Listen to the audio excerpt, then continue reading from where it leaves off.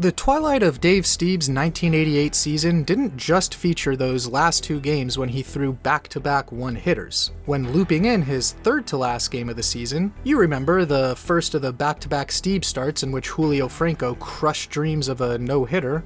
Alongside those final two, he pitched 3 consecutive complete game shutouts, an absolutely remarkable feat that's actually way more rare than a no-hitter historically. Though in classic Stieb fashion, on top of the lost no-nos thanks to luck straight out of hell, his spotlight further gets stolen as timing-wise this magnificent stretch of run prevention just has to perfectly coincide with Orel Hershiser's record run of 59 consecutive scoreless innings. But even Hershiser couldn't match what Stieb did with respect to one element. Stieb, who of course allowed just 1 single and ipso facto 1 total base in each of those final 2 starts of '88, also allowed just 3 singles and a double, which amounts to 5 total bases, in that ante-penultimate game.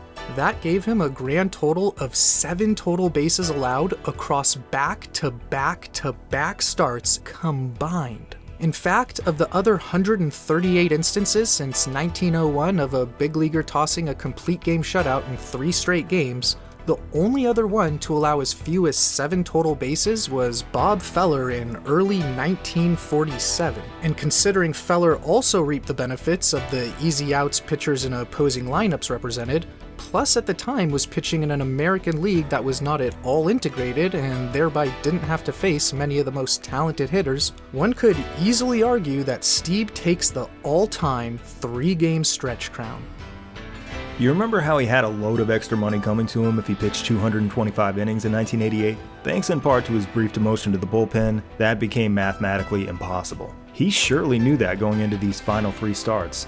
But he still pitched 3 9-inning complete game shutouts and got as close as he possibly could. Same story with his team. On the day Stieb made the first of those 3 starts, the Jays were 8.5 games back in the playoff race. Thanks in some part to his bulletproof performances, they caught fire down the stretch, winning nearly every single game ahead of him, and finished 2 games back. If Dave Stieb can't win, he doesn't lower his expectations. He simply finds a harder game to play. When he learned that his career prospects as an outfielder were less than optimal, he simply learned how to pitch at age 20. He signed with a franchise locked in a nosedive since the day it was founded, and when his request to be traded to a better team was fruitless, he simply bore down, threw until one of the bones in his arm began to deform, and helped drag him to playoff contention. Finding it difficult to string 2 sentences together for beat reporters, he turned around and wrote an entire book. When he clearly demonstrated that he was the best pitcher in baseball, but the voters ignored him year in and year out, he simply continued to assemble a body of work that might vault him over the annual prize and all the way into the Hall of Fame. Stieb was now most famous for his inability to wrap up a no-hitter. In 1988, everyone in baseball had gawked at the macabre spectacle of losing 2 of them in the space of a single week, both of them falling just 1 strike short. Forget the no-hitter. It was now time for Stieb to crank up the difficulty setting as high as it could go. What makes the possibility of a no-hitter conceivable is its tolerance of walks, errors, hit batsmen. Almost every no-hitter ever thrown has a couple of those. A perfect game, though, is inflexible past the point of unfairness. You must face 27 batters and get every single one of them out. No walks are allowed, not even an error is allowed. Your teammate flubs an easy ground ball? Sorry, perfect game over. There's a reason people talk about no-hitters a lot more than they talk about perfect games. As of the 1989 season, hundreds of no-hitters had been thrown throughout history, but only 10 are recognized as perfect games under modern rules. The first, appropriately enough, was Cy Young in 1904, followed by Addie Joss in 1908 and Charlie Robertson in 1922. And then more than 30 years passed without one, until the Yankees' Don Larson managed to throw one in the World Series. In the 60s, Sandy Koufax, Jim Bunning, and Catfish Hunter, all of whom ended up in the Hall of Fame. Len Barker, Mike Witt, and Tom Browning have managed to break through in the 1980s. And that, as of 1989, is it. Pitchers have started literally hundreds of thousands of games throughout Major League history. Exactly 10 were perfect games. At 7:39 p.m. Eastern Time, on August 4th, 1989, Dave Stieb begins his quest for number 11.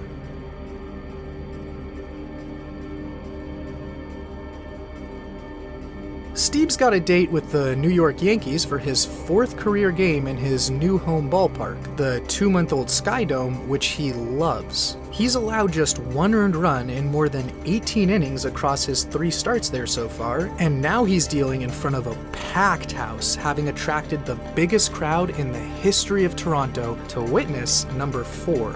He's also already had a spectacular outing this year in New York in his 2nd start of the season, where he tossed a 1-hitter for the 3rd time in 4 games dating back to the end of 1988, in the process becoming just the 2nd pitcher in 21 years to 1-hit the Yanks in the Bronx. Unfortunately for longtime teammate Jesse Barfield, that game's deuteragonist, he now has to experience Stieb from the other side after getting traded a few weeks later to those very Yankees for pitcher Al Leiter.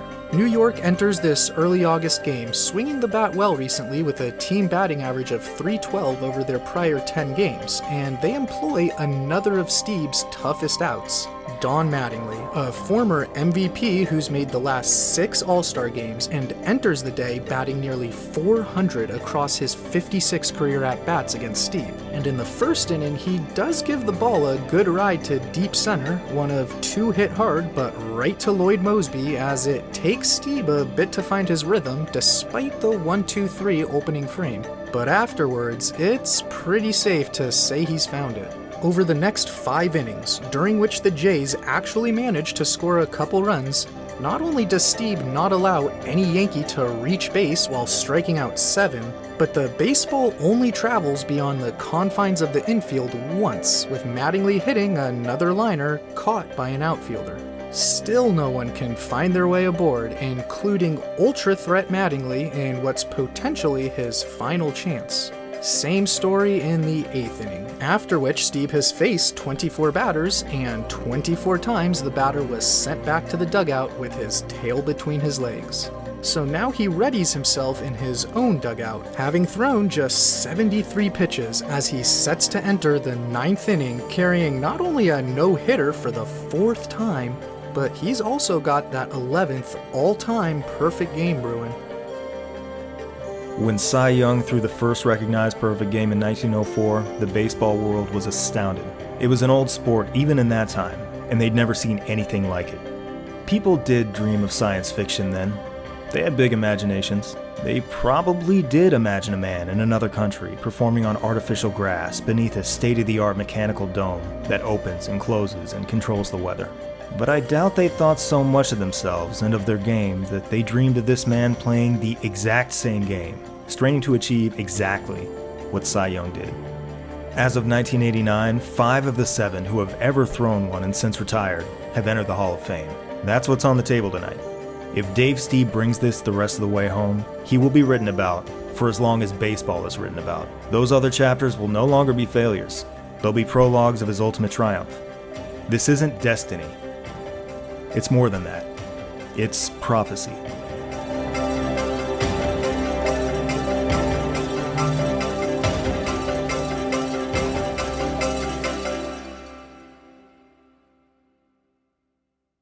Leading off for the Yanks is pinch hitter Hal Morris, who's got just 4 hits and 29 career at-bats, and Stieb has little difficulty notching his 10th strikeout. Facing another pinch hitter, he has even less difficulty fanning Ken Phelps for number 11. Something previously done only 3 times in a perfect game, which Stieb is now officially on the doorstep of. 26 up, 26 down, never requiring spectacular defense to bail him out, and only once all game seeing a count to reach even 3 balls. Twice before, he was within a single out of a no-hitter, and the baseball gods prevented him from closing the deal both times. He has somehow again scaled 26 outs of that 27 out mountain. This time, all that stands in Stieb's way of actual perfection is Roberto Kelly, who brings up the rear of New York's lineup, but also isn't your typical number 9 hitter. Never before this year has an everyday player who primarily batted 9th batted better than around 300. Kelly entered this game batting .330 on the season and had 40 hits in his last 106 at-bats. But today, Stieb's required all of 6 pitches to strike him out twice.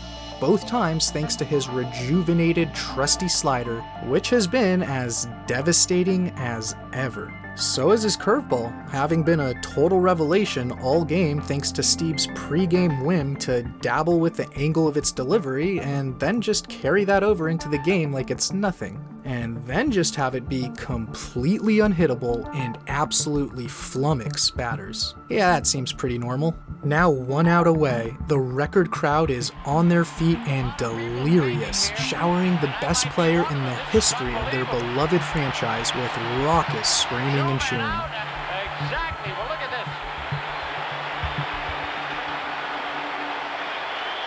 this. They can taste it. Stieb can taste it. He starts Kelly off with a curveball that misses by the slimmest of margins, then throws another curve inside to fall behind 2-0. Stieb, wanting to end this thing here and now, then decides to go back to what... Holy cow, he broke it up.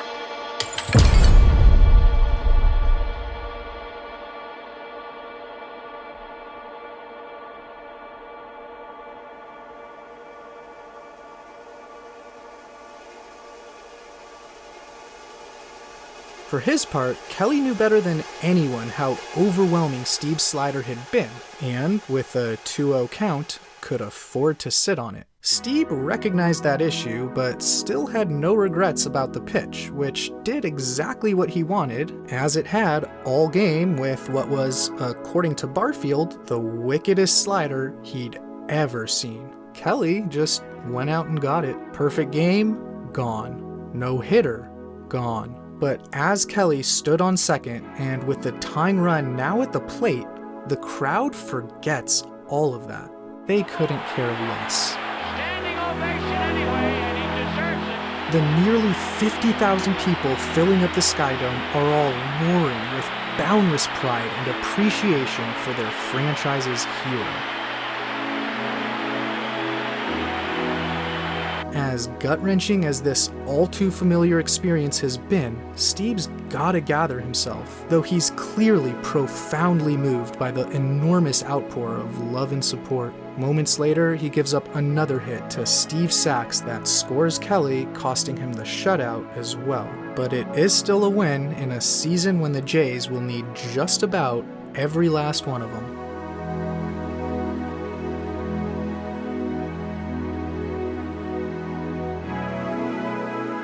Stieb had already reached frustration's apex 11 months ago with that nightmare double feature 1 in 241 million occurrence. Now he's just exploring new dimensions of frustration. That's something he can bear to do now because the horrors of 1988 have granted him a kind of immunity. Nothing, not even a perfect game broken up after 26 outs, can possibly be as bad as what he's already experienced. All these failed no-hitters came in different flavors. In the no-hitter he lost to Tony Armas, he did so thanks to his own overconfidence. The Herndon game was the only real normal one, just broken up by a good hitter and a solid base hit. The 1985 game was busted up by a highly improbable home run by the light-hitting Rudy Law. In September of '88, it fell apart at the last second, via perhaps the worst bat hop ever caught on film. 6 days later, by what was, by the 222 hitter's own admission, a cheap little slap hit into no man's land.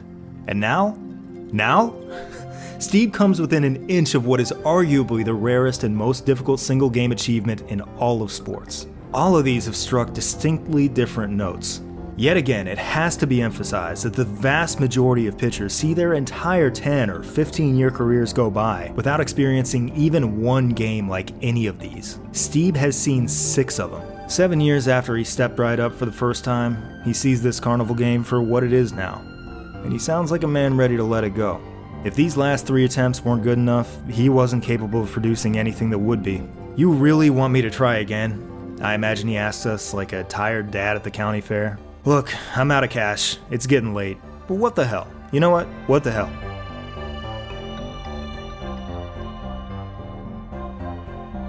22 days later, the Jays host the Milwaukee Brewers. Their best power hitter is Rob Deere, who's my favorite kind of hitter, a guy who hits like .034 with 98 home runs and 400 strikeouts, but they're also fielding two future Hall of Famers in Paul Molitor and Robin Yount. These two, coincidentally, are the two hitters Stieb encounters more than anyone else across his entire career. In aggregate, Stieb has kind of managed to bottle up Molitor, a really impressive feat against a guy who ranks 10th all-time in career hits. But Yount, who ranks 20th, is a different story. With a career .772 OPS, he actually does far better against Stieb. For whatever reason, he has Stieb's number. Just one of those things. And it's Yount who, after 5 2/3 no-hit innings from Stieb, reaches base on a batted ball toward third baseman Kelly Gruber. Gruber is a future Gold Glover and MVP candidate, but while he does manage to dive and knock the ball down, he can't get a good handle on it, and Yount makes it safely to first. If this is scored as an error, Stieb's no-hitter remains intact. Should it be? Gruber thinks so, feeling that anytime a fielder gets his glove on the ball, he should be expected to make the play. In the moment, the official scorer, the parliamentarian of baseball, scores it as a hit. But Gruber holds out hope that the ruling might be changed retroactively, which is within the scorer's power to do and is not all that uncommon. Stieb keeps throwing gas in order to keep hopes alive. After recording the inning's third out, he sets him down in order in the 7th and issues nothing more than a couple walks the rest of the way. He's done all he can do. He walks off the mound with a one-hitter that could become a no-hitter if the decision is reversed. Will the fates finally smile upon Dave Stieb? What, are you new here? A younger Stieb might have thrown a fit, but this one accepts the ruling without complaint. Being right-handed, his follow-through meant his back was turned to third base and he didn't see it. Once again, Stieb has discovered a way to lose a no-hitter unlike any of his that came before. Stieb says the same thing he said 3 weeks ago. He will not throw a no-hitter. No more chasing the carrot. The no-hitter is a cute little trinket, nothing more. After all, this game was a complete game shutout. Strictly in terms of giving your team the best chance to win, which the Blue Jays easily did today, this is the best job you can possibly do. This is the day he declares it to himself and to the world. He is not here to chase that needlessly specific statistical curiosity. He simply no longer cares. In fact, he actively does not want it. He's better off not wasting another second of his life worrying about it. In so doing, he claims another, greater victory today. One he surely never would have achieved had he actually had an ounce of luck on any of these days. The no-hitter stuff, it's noise. It's bar trivia bullshit. He is here to bring home wins for his team and for the city of Toronto. Full stop. The Blue Jays have now strung together 7 consecutive winning seasons, an outcome thought impossible in the wake of their early years, and no one player is as responsible for that as Dave Stieb. They've had very impressive rosters, top to bottom, but in 1989 they discovered the miracle worker they've always needed.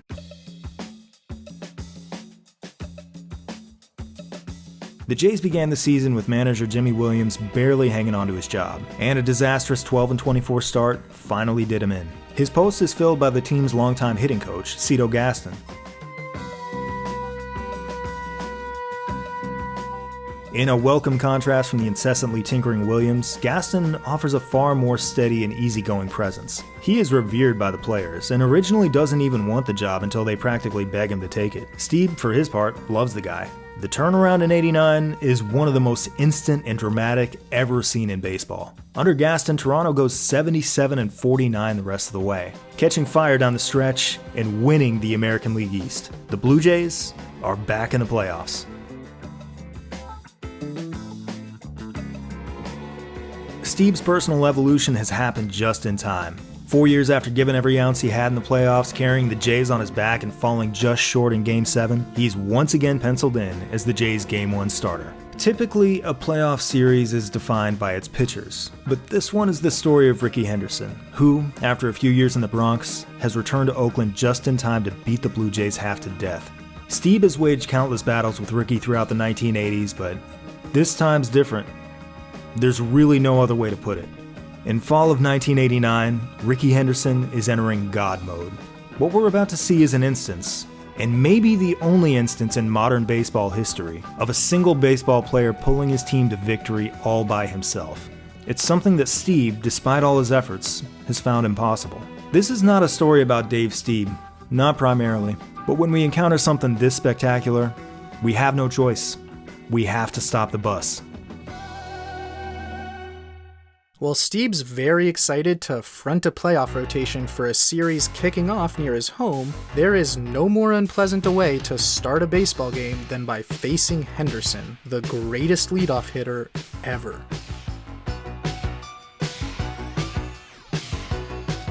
Each of Stieb's first 3 pitches miss as Rickey ultimately draws the leadoff walk. Advising him here is first base coach Dave McKay, sort of a Toronto folk hero back in the day as a native Canadian who also happened to be an original Blue Jay. He'll later spend time as Stieb's teammate and knows his tendencies very well, because Rickey needs an additional advantage on the base path like a hyper toddler needs pixie sticks. Henderson's just 30 years old, but he's already established himself as MLB's preeminent base runner of all time, and having swiped 838 bags in the 80s, he fits snugly within a chart of the league's teams over that decade-long sample. 2 pitches into the next at-bat, whoop, there goes Rickey. Yeah, I'm not sure what took so long either. A Jose Canseco fly ball to center easily advances him to third before Stieb makes a nice play in the field to strand Henderson and escape the jam. When the 2 next square off in the 3rd inning, Henderson hits a grounder up the middle that only a marvelous play from Tony Fernandez prevents from being a hit, and in the 5th he smacks a ball, but right to Fred McGriff. It's after his next plate appearance against reliever Jim Acker, however, where we see quintessential Rickey.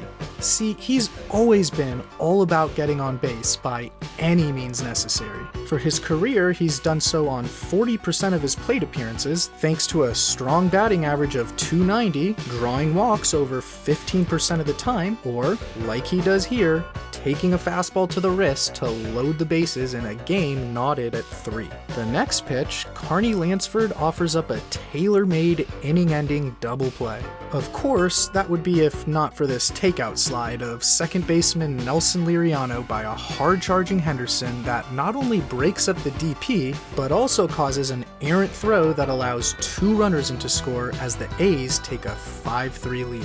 Rickey played linebacker in high school, and that's exactly what he looked like in blowing up Liriano upon arriving at second base in the blink of an eye. With a big lead, a great jump, and world-class speed, Rickey did what Rickey and only Rickey can do. Generate a couple Rickey runs in what A's pitcher Dave Stewart noted was the play of the game. And he still isn't quite done yet.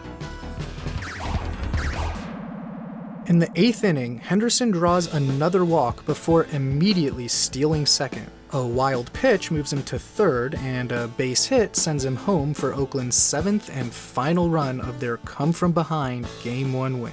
With multiple walks, multiple stolen bases, a hit by pitch, and a 2-run double play breakup no one on the planet but him could make, Rickey had just produced what, for my money, is the most dominant offensive performance in a hitless game any baseball player has ever had in any baseball game.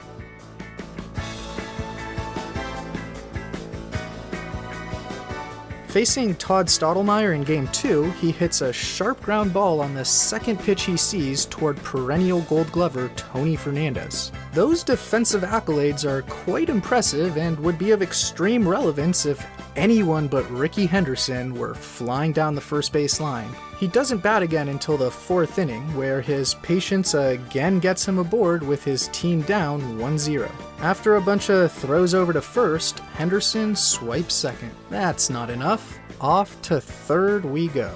On the very next pitch, with an infield Rickey single-handedly dragged in, he set the table for a Carney Lansford hit to soar over Fernandez's head and trots home to score the game-tying run. Henderson's next at-bat, he merely drives a hit into left. A 3-run 6th inning by the A's removes a lot of the drama, but we're still treated to a final Rickey plate appearance, leading off the bottom of the 7th. This time it's David Wells who issues him a walk.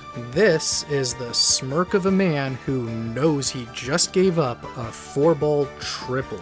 It's just a formality. After some tosses to first, here's the stand-up, tiptoe dotting of the eye that doesn't even draw a throw, but does elicit much opposing ire. 49 seconds later, here is the crossing of the T. Round of applause for Rickey, who's become the first and to this day only big leaguer to ever steal 4 bases in a playoff game, before which that was the most stolen bases any American leaguer had ever had in any series. A Fred McGriff throw that hits Lansford clears the way for Henderson to head on home, giving the A's a 5-run lead that they hang on to as Rickey has once again been the spark plug for another Oakland win.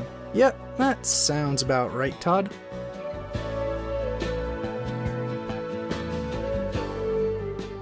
Game 3 shifts to Canada and begins with Henderson drawing his 5th walk in his 10th plate appearance of the series. Rickey's next turn at the dish comes in the 3rd, and he crushes a stand-up double down the left field line to reach base safely for his 8th consecutive plate appearance and 9th out of 11 overall this series. He spends about 53 seconds at second base. That is long enough. This man is antsy to get places and swipes his 7th bag in 21 innings. There he spends another 35 seconds before a base hit brings him home for the game's 2nd run. The Blue Jays rally to take a 1-run lead before Toronto finally manages to keep Rickey off the base path when he grounds out each of the next 2 times he bats. They then score another 3 runs in the 7th inning, and they only have to face Henderson once more, where another groundout ends the game as the Jays win to make it a 2-1 series.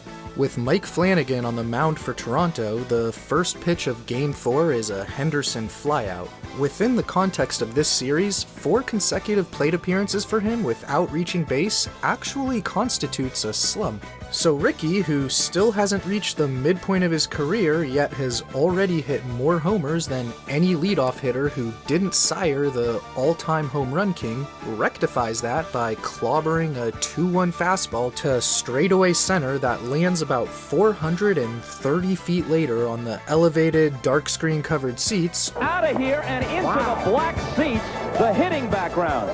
driving in the game's first 2 runs. Flanagan understandably didn't want to give Henderson a free pass, wanting to avoid at all costs having to pitch with Rickey on the base path. Mission accomplished, I guess. His mentality remains unchanged. He is at peace with the poison he has picked. True to his word, the next time he sees Henderson in the 5th inning, even with a man on second, first base open, and less than 2 out, a situation in which a walk would actually arguably be a desirable outcome for Toronto, he challenges him with a first pitch breaking ball right in the zone for strike 1. Then comes another breaking ball, which I think it's safe to say Rickey is ready for. His second 2-run homer off the netting of the left field foul pole and subsequent boogieing around the bases gives the A's a 4-run lead and chases Flanagan from the game. You just can't win with this guy. Toronto gets a brief respite from Rickey destruction when he grounds out to Tony Fernandez, and going into the 9th inning, they've cut their deficit to just 1. Henderson draws a 1-out walk and wants to score an insurance run. He's got his eye on stealing his 8th base of the series as... whoopsie daisy. Rickey's human, for a moment anyway. Ever the showman, he doffs his cap to the crowd as he returns to the dugout, internally spinning, getting picked off first to embrace the idea that for once he was simply giving the more than 50,000 nervous Jays fans there, to whom one could not have been playing the villain role more perfectly, what they so badly wanted to see. Unfortunately for the Jays, they failed to score in the bottom of the 9th and are now facing elimination on the wrong end of a 3-1 series. Toronto's very last hope in Game 5 lies on the right arm of Dave Stieb. Let's pick things up there where, oh hey, Rickey's already on base with a walk, and already stealing his single series record 8th base. Now in scoring position, he easily glides home on a Canseco single. His next at-bat in the third inning comes with another man on second, first base open, less than 2-out scenario, and Stieb pragmatically starts him off with back-to-back balls out of the zone. But then the same man who issued leadoff painful walks to Rickey at the start of both Game 1 and this one, for some reason now becomes aggressive on pitch 3 in a scenario in which the damage from a walk would be minimized. But Stieb continues, giving Henderson another 3 pitches he can hit that he fouls off. He's playing with fire here, and even though on his next pitch he throws this slider outside, it ain't outside enough, and Rickey's able to reach out and drive it the opposite way into the right center gap where he flies around for the RBI triple. He just will not stop being mean to the Blue Jays. In the 6th, he lines a hard shot, but right at Tony Fernandez, and he mercifully grounds out with a 4-run lead the next inning. It doesn't really matter though. Toronto provides Stieb with 0 run support prior to his 7th inning exit, and the 3 they do score after that are one too few. The Jays' season ends, and the A's win the pennant to advance to the World Series thanks to a series performance by Henderson that has never come close to being matched in baseball history before or since. Stemming from his 23 plate appearances, Rickey produced 15 total bases from his hits to go along with 7 walks, a hit by pitch, and 8 stolen bases. We can basically throw all of those in a bucket to say he directly conquered 31 bases, an average of 1.35 per plate appearance. That is galactically astounding. How galactically astounding? Glad you asked. As of 2022, there had been over 2,600 all-time instances of a big leaguer batting at least 20 times in a playoff series. Rickey's 1.35 mark not only places him atop the throne here with no one else close, but before 1989, only Reggie Jackson in the 77 World Series had reached 1.2. Over the first 32 years following 1989, only Nelson Cruz in the 2011 ALCS hit that 1.2 mark. And even in a series in which Henderson filled up the box score to an unprecedented degree, Rickey's best moment from the series wasn't even reflected there, but rather was his Game 1 slide into second that created 2 runs out of thin air. In their World Series sweep over the Giants, his 21 plate appearances produced 22 bases conquered, represented by this dot. In other words, his lesser 1989 series still resides above 99.1% of all the other dots here. An Oakland native, Rickey had attended as a spectator some A's games during their playoff run the prior year that culminated with a bitterly disappointing World Series loss to the underdog Dodgers. He knew right then and there that he could be the missing piece that had put him over the top. His ensuing serendipitous midseason trade back to Oakland gave him the chance to prove that no one has ever been more right about anything. What other batter has ever had a playoff series this destructive? Ever? I mean, if you've got a different answer, he's in here somewhere. What this chart can't tell you is that Rickey not only destroyed the Blue Jays, he hurt their feelings. Cito Gaston, a former roommate of Hank Aaron's who'd seen as much baseball as anybody, had never seen anything like this. After just 2 games of this shit, he threw up his arms and supposed that maybe they'd be better off just letting him have second base for free, just to save themselves the torment. Fuck Rickey Henderson, catcher Ernie Witt said of his perceived hot dogging. He's a great player, but fuck Rickey Henderson. Rickey, who on top of all his gifts is a master of the art of trolling, replies, clarification, I don't run on you, I run on the pitcher. Base stealing is a very advanced science you wouldn't understand. Don't worry, Ernie, you're not special. I'm just better than all of you, that's all. After further accusations of hot dogging, which was sort of the buzzword of this series, Rickey dropped his magnum opus. You know, it's really sad that you can't hot dog. If you were great like me, you could do that too. What a shame.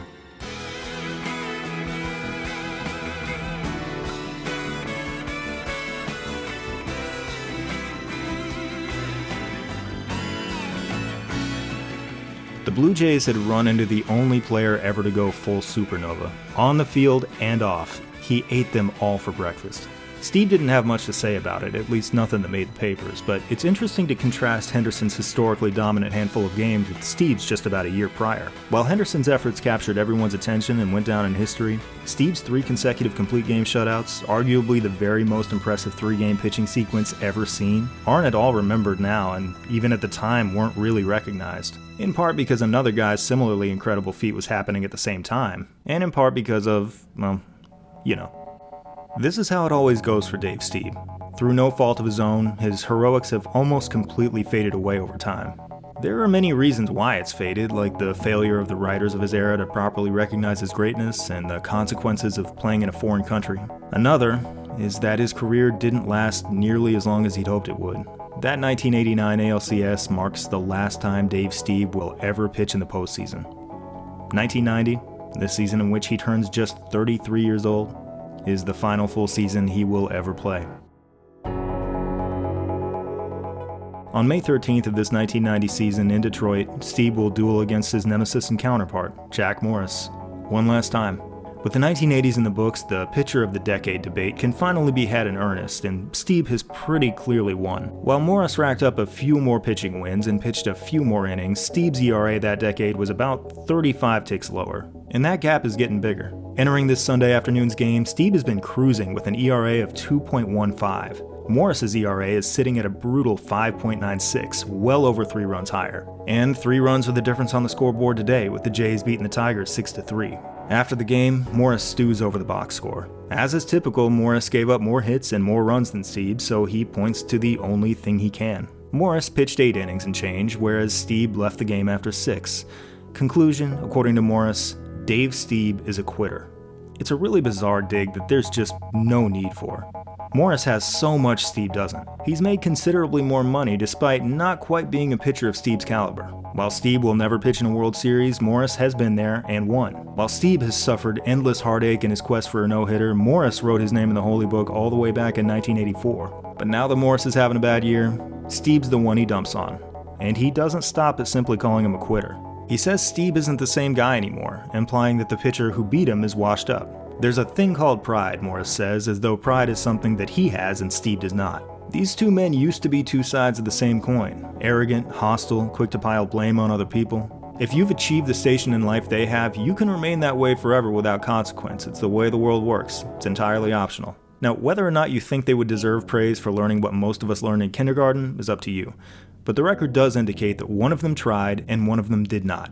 Charlie Vincent of the Detroit Free Press, the Tigers' home paper, wrote that Morris had been blessed with a gift that many powerful people aren't. People in the room who aren't afraid to tell him to stop being such a dick. It seems it was a gift he ignored. Meanwhile, Stieb's evolution was noticed over the course of many years by, of all people, sports writers. A group of folks who he had completely alienated in his early years, and who sometimes pretty clearly had it out for him as a consequence. But even they marked his progress. He was reining in his temper. He was treating people with more respect. Even in those tough years when his skills were fading, years like the one Morris is experiencing now, he faced up to it instead of lashing out. According to Stieb himself, he didn't have to become a different person. He just had to grow up. When someone calls you a quitter, you do have to say something though. By this point, Stieb is plenty familiar with numerical obsessions, and he knows that fixating on complete games without regard to actual effectiveness is a game for rubes. Of course, growing up and growing older tend to go hand in hand. What Morris called quitting is really Stieb's ability to finally acknowledge his limits. The guy who used to throw fits over being pulled from a game is now concentrated solely on the success of the Blue Jays, even if that means admitting to himself that he has less in the tank at 33 than he did at 23. On August 17th in Minnesota, he does what a younger Stieb never would have done in a million years, and concedes that after just 6 innings, his team would be better off sending in a reliever.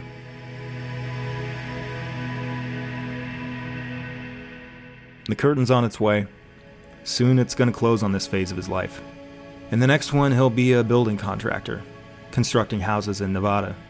Stucco, skylights, kitchen islands, walk-in closets. Nothing like this necropolis, this valley of monuments to his various imperfections. Some so improbable that they seem built by some ancient force. Time is running out. He has just enough of it left to present one more altar to the gods and say goodbye.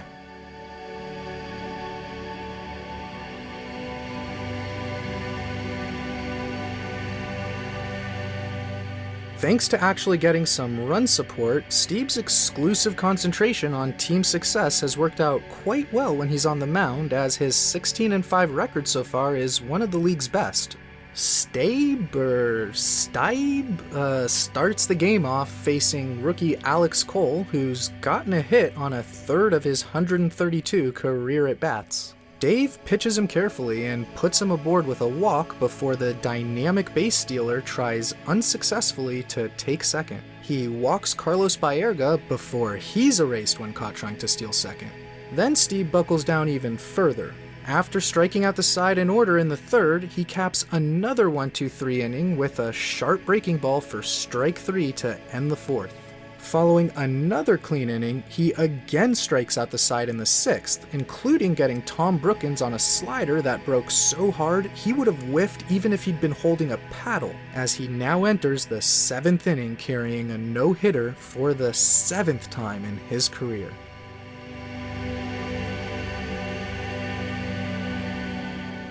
Cleveland hasn't even come close to a hit, and in fact, Stieb's only allowed one ball to even reach the outfield to this point. That changes a bit when Dion James flies out to center to cap another perfect inning, and after walking Ken Phelps to lead off the eighth, the next three batters are able to send the ball beyond the infield, but still they simply drop harmlessly right into outfielder gloves.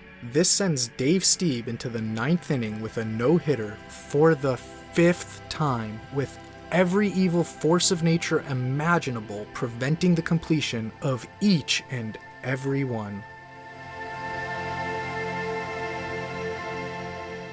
Despite an onslaught of his opponent's best efforts at obnoxiousness, Cleveland's never even had a close call. Generally, and as Stieb points out on page 162 of his book, in most no-hitters, pitchers get a healthy dose of good luck in the form of outstanding plays in the field by teammates. But he's actually relied on awesome defense from a teammate to prevent a hit just once across all 5 of his no-hit bids that he took into the ninth inning combined. His pitching has transcended the need for the good luck that's so prevalent in other no-hitters throughout history. All he's ever needed is to not have atrocious luck. However, regardless of whether or not the baseball gods feel like bestowing more sinister luck upon our hero, getting these last 3 outs is going to be a daunting task based on his workload. Because whereas in his last 2 heartbreaking no-hit bids he hadn't even thrown 80 pitches by this point, he's currently thrown over 100. As he prepares himself in the dugout for another all-too-familiar final frame on the doorstep of history, Stieb is ready to once again push the limits of his right arm beyond exhaustion for his last real chance at immortality. With Brookins due up first and unable to bring something better than a paddle to the plate, he's lifted for usual starting DH Chris James to pinch hit, and he hits a routine can of corn to left. Next up is regular left fielder Candy Maldonado, and Stieb gets him chasing the high heat for out number 26. For the 4th time, he is 1 out away.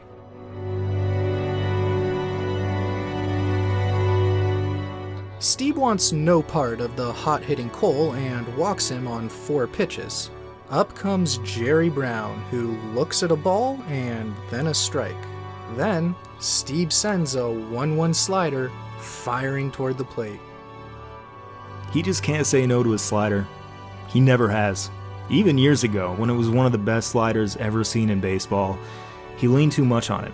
Years into the future, he'll lament that if only he could have reached for it a little less often, if only he shut down these games with his fastball instead, he would have had 3 no-hitters. A man with 3 no-hitters would be a legend. Everyone would know his name today. He'll also later describe this slider he throws to Jerry Brown as, quote, crappy. It moves, but not like it used to. It's missing that violent snap it used to have. It stays high, and unlike Julio Franco or Jim Traber, Brown gets every last piece of it. Stieb has made this turn too many times. His eyes track the ball, then move down to his right fielder, Junior Felix, and up again. And then he and we ride with him on this merry-go-round again. This is how the sport of baseball moves. Not at all, and then all at once, with such terrifying speed the lines begin to bend. And then not at all. perfectly into Felix's glove.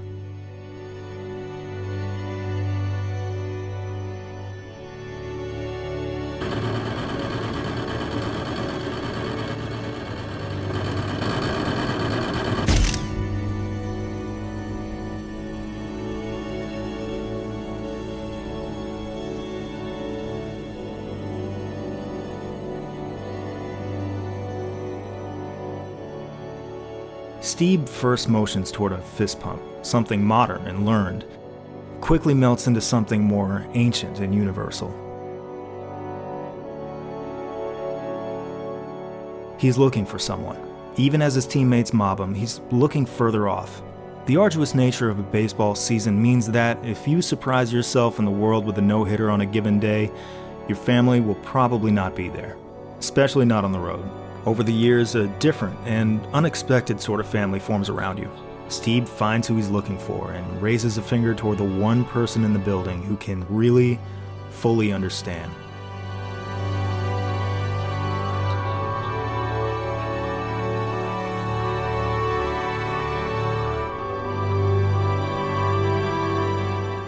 To this day, entering the 2022 season, this remains the one and only no-hitter in Toronto Blue Jays history. It's suddenly clear that despite insisting otherwise, he never stopped wanting this. Not for a second. Can't shit a shitter, Dave.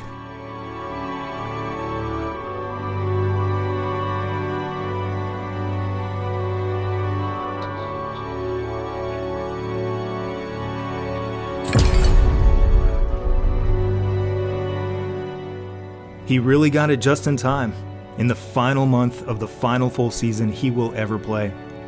But that was only one of his whales. Whether he can see him yet or not, the others are out there,